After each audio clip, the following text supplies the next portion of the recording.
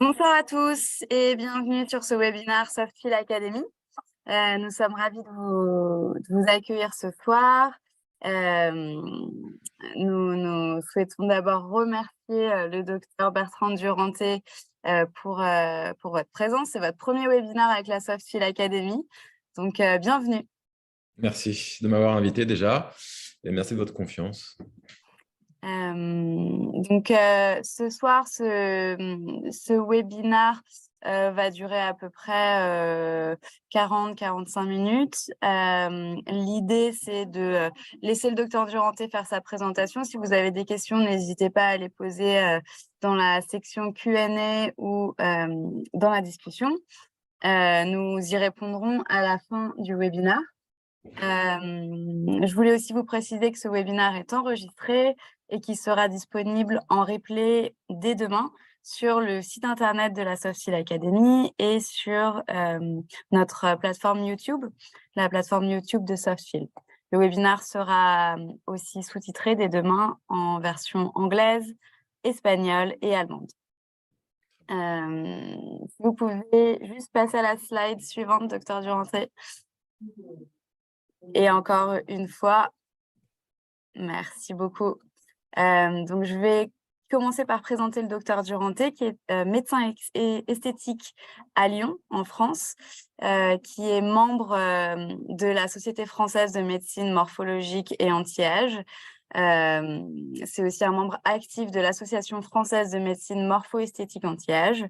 Il a un certificat universitaire de médecine esthétique gynécologique, un diplôme en traitement de la calvitie et il est membre de l'enseignement du DIU de médecine morphologique et anti-âge depuis 2015. Le docteur Duranté est aussi un médecin KOL et speaker pour plusieurs marques, notamment maintenant pour Softfield. Nous allons commencer cette présentation qui est sur le dernier produit lancé par Softfield qui s'appelle Topilase, qui est une hyaluronidase topique. Et donc, je vais laisser le docteur Duranté Voilà, commencer sa présentation. faut pas tout dire, hein, parce que sinon après, Voilà, j'ai plus je rien à ne dire. dis rien de plus. Bon, lorsqu'on dit topilase, en fait, maintenant avec l'expérience, avec le recul, on sait de quoi on parle et on sait ce que cela évoque et on sait l'intérêt de la crème, mais on le sait effectivement qu'après l'avoir utilisée. Au début, on a essayé, on a testé. Et puis, au début, effectivement, j'avais un doute, hein. On se disait, bon, quand même, une crème, on a l'habitude de notre hyaluronidase injectable. Et puis, vraiment très agréablement surpris. Et c'est pour ça que voilà, j'en fais depuis régulièrement quand on en a besoin. Et j'étais content qu'on me demande mon avis un petit peu et que j'explique un peu comment ça se passe. Donc, on va parler de la hyaluronidase. Alors, topique, effectivement. Alors, vous verrez, je me suis réapproprié le PowerPoint. Donc, ce sera pas comme les autres webinaires. Pour rappel, et c'est ça qui nous intéresse, le topilase marche sur les injections d'acide hyaluronique uniquement. On ne parle pas d'inducteur, on ne parle pas d'autres techniques injectables ou esthétiques. C'est vraiment principalement sur cette entité-là. L'acide hyaluronique, vous savez, ça fait des années qu'on l'utilise, donc depuis plus de 20 ans, voire à mon avis même depuis peut-être 30. Actuellement, c'est vrai qu'autant au tout début, on était sur le ride par ride, il y a 10-20 ans. Moi, j'exerce depuis 2010, donc ça fait 12 ans. Et effectivement, on a vu notre activité un petit peu évoluer avec le traitement ride par ride, et pour ensuite un peu se défocaliser du patient pour arriver à avoir une espèce de globalité. Et maintenant, voilà, on a une approche plus volumétrique. On parle de viscosculpture, par exemple, avec des full fade, des choses comme ça. On va vouloir mettre des volumes dans les pommettes pour diminuer les sillons. On a des demandes, comme vous le savez, de lèvres. On a des demandes de jawline, d'ovalisation du visage. Donc, on n'est plus dans les mêmes quantités qu'on utilisait de l'acide hyaluronique autrefois. Et c'est peut-être pour ça aussi qu'il y a peut-être aussi plus de dérapage d'effets indésirables. Je ne vais pas parler de complications, mais plutôt d'effets indésirables. Effectivement, il y a aussi donc des effets et des risques qui peuvent arriver. lorsqu'on injecte, on doit maîtriser ces injections, mais aussi maîtriser les effets indésirables. Les attentes, alors des médecins, là on ne parle pas des patients, mais on va parler plutôt des médecins. Mais c'est vrai que ce qu'on aime, c'est réduire ou effacer les irrégularités de surface, les gonflements, les asymétries liées à des injections d'acide hyaluronique immédiates, récentes ou anciennes évidemment. Donc ça, c'est le premier point. Ce serait plutôt un point, comment on va dire, j'ai perdu le mot, à visée médicale, entre guillemets. Je ne parlerai pas d'esthétique, mais je dirais, bon, esthétique peut-être, et réparateur, on va dire, pour faire un clin d'œil à la chirurgie, réparatrice ou chirurgie esthétique. Et là, on serait sur les indications donc plutôt réparatrices, alors qu'on peut aussi utiliser Topilase pour sublimer un résultat d'injection, et là, à visée purement esthétique. Mais il faut savoir un peu ce qu'est Topilase exactement pour pouvoir s'en servir dans de bonnes conditions, parce que c'est pas non plus, on ne peut pas faire tout et n'importe quoi avec Topilase. C'est donc un produit cosmétique fabriqué en France, issu de donc ces ingrédients naturels. Ce qui nous intéresse le plus, effectivement, c'est la présence de hyaluronidase, de complexes enzymatiques, avec des lipases et des protéases. Les lipases vont permettre la pénétration de la hyaluronidase un peu plus au cœur, au niveau de la peau. Effectivement, il faut passer un peu les barrières dermo-épidermiques. Et puis ensuite, la hyaluronidase va faire son effet. Et d'autres huiles essentielles. Alors effectivement, quand on l'utilise pour la première fois, on est surpris par l'odeur. Il y a une odeur de lavande prévalente qui prédomine, je veux dire. Alors, je ne suis pas là pour vendre des huiles essentielles, mais disons que voilà, au début, on peut être surpris pour ça et les patientes sont contentes parce qu'elles vous disent « Ah bah tiens, vous mettez une petite crème pour sentir bon. » Alors, des fois, on n'explique pas tout, mais si c'est pour parfaire votre résultat, ça peut aussi rentrer dans une routine, on va le voir par la suite. Il y a l'hélicryse qui est connu, qui aura une action sur l'aspect anti-inflammatoire, notamment aussi en cas d'œdème. L'aloe vera, que l'on connaît, réparateur, la myrrhe, qui est plutôt apaisant. Et après, moi, je ne connais pas le cyste ou la cyste, ça, je ne connais pas. Et la lavande aussi. De ces complexes-là, effectivement, le plus important pour nous, ce sera la hyaluronidase. Et quel est le principe de la hyaluronidase? C'est donc un enzyme qui va dépolymériser l'acide hyaluronique injecté. Effectivement, on parle d'injection de comblement sur des acides réticulés. La réticulation, c'est les ponts qu'il y a entre différentes chaînes d'acide hyaluronique pour le rendre plus compact, plus volumateur, plus cohésif ou élastique aussi. Cette hyaluronidase va venir à l'intérieur pour détruire ces liaisons et dépolymériser ainsi l'acide hyaluronique pour le rendre plus souple. Et qui dit plus souple dit moins réticulé, qui dit moins réticulé dit plus facilement étalable. Là, voilà, j'en ai loupé une. L'action du produit, il y a deux actions. Donc, il y a l'action intrinsèque du produit, qui est l'effet chimique, c'est ce qu'on recherche avec les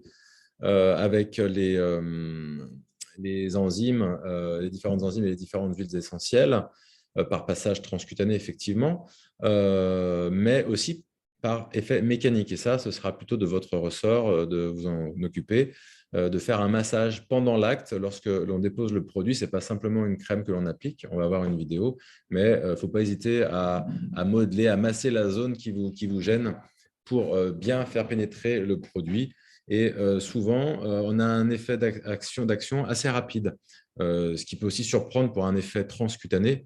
Mais lorsqu'on applique, on peut avoir en 5 minutes une capacité de déplacer un peu l'acide. Ça, ce sont les résultats d'études donc intralabo du laboratoire.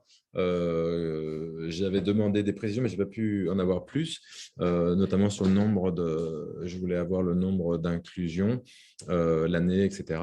Mais voilà, ils ont évalué avec des systèmes photométriques en 3D, notamment la zone périorbitaire, et il y avait une indication, il y avait en moyenne une réduction de 0,27 cc des volumes des poches palpébrales, hein, alors des poches liées à l'acide hyaluronique, qui, selon suite au protocole, parce qu'il y a un protocole et on va voir quel est ce protocole. Mais avant de parler du protocole, je voudrais juste rappeler les indications de topilase. Quelles sont les zones que l'on va traiter? Alors, principalement dans notre routine quotidienne, ce sera surtout la zone périorbitaire et la zone orale et périorale. Il peut y avoir n'importe quelle zone, mais disons que ce sont les deux plus grandes zones où du moins on aura le plus d'indications et d'utilisation de cette hyaluronidase en topique. Les indications, ce seront notamment l'effet Tyndall. Donc, alors, l'effet Tyndall, c'est un effet un peu bleuté. On voit un petit peu par réfraction l'acide hyaluronique à travers les couches de la peau, de l'épiderme. Il peut y avoir des surcorrections, des asymétries, des œdèmes post-injection, par exemple, et des cas de granulome ou de biofilm. Dans ce cas-là, ce sera peut-être plus avec des pincettes, parce que je pense que le traitement principal ne sera pas l'utilisation en topique de la hyaluronidase, mais pourquoi pas, en plus de votre protocole habituel, appliquer la hyaluronidase en crème. C'est un bon complément, je pense. Les autres indications, c'est la prévention des œdèmes. Tout à l'heure, l'indication, c'était les œdèmes post-traumatiques, mais les indications, c'est plutôt la prévention aussi, c'est-à-dire que même s'il n'y a rien lorsque vous faites votre injection, on peut appliquer un peu de topilase en post-acte systématique à visée donc anti-œdémateuse. Quelles sont les zones qui gonflent le plus? Ce sont les cernes et ce sont les lèvres. Donc effectivement, lorsque vous faites des gestes d'injection cerne-lèvres, ça peut être intéressant de passer juste un petit peu de produit pour éviter qu'on vous appelle dans la nuit ou le lendemain parce que ça a un petit peu trop gonflé, surtout si votre produit est très hydrophile. Et tout ça, ça sert à quoi? C'est surtout en préventif pour la gestion du SAV.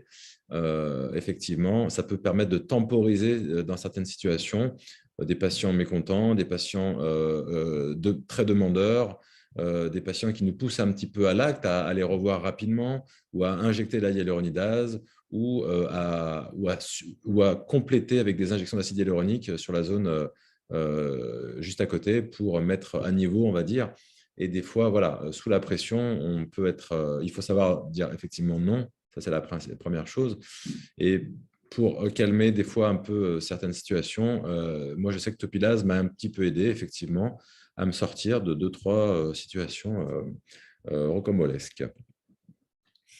C'est donc un topique donc non invasif qui a une bonne tolérance cutanée. Effectivement, il n'y a pas de réaction inflammatoire, il n'y a pas de réaction de rougeur, par exemple. Il n'y a pas d'effet indésirable, je n'ai pas noté d'effet indésirable. Il n'y a pas de ramollissement des tissus, dans le sens, ça n'attaque pas la hyaluronidase, l'acide hyaluronique endogène. Donc, ce n'est pas parce que je me mets du topilase sur le visage que tout de suite, je vais avoir une perte de substance. Par contre, et ça, c'est une slide, vous pouvez la prendre en photo, il faut s'en rappeler, vraiment, c'est très, très important. Topilase n'est pas du tout indiqué dans la gestion de l'urgence médicale esthétique. On parle d'embole, on parle d'ischémie, on parle de nécrose. Là, vous oubliez topilase. Voilà. C'est pas du tout le recours, du moins le protocole qu'il faut avoir, parce que c'est pas, en tout cas dans l'AMM, et ça pourrait vous être préjudiciable si il devait y avoir des enquêtes, on va dire, juridiques par la suite, quoi. Donc, topilase n'est jamais indiqué en urgence. Alors, vous allez me dire, oui, mais vous allez me dire, il y a la hyaluronidase injectable. Pourquoi ne pas utiliser cette injection? Et comme ça, on est tranquille, plutôt que d'utiliser topilase. Alors oui, la hyaluronidase injectable a des avantages. Effectivement, en urgence, c'est très efficace, c'est très rapide, c'est très facile à injecter. On fait du 1 pour 1 en général. Résultat quasi instantané. L'indication de la hyaluronidase, en tout cas l'AMM, est uniquement en cas d'urgence médicale, esthétique, en cas d'embole vasculaire à corps étranger, donc à corps à acide hyaluronique. Mais en aucun cas, on utilisera la hyaluronidase normalement à visée esthétique pure, dans le sens il n'y a pas d'urgence.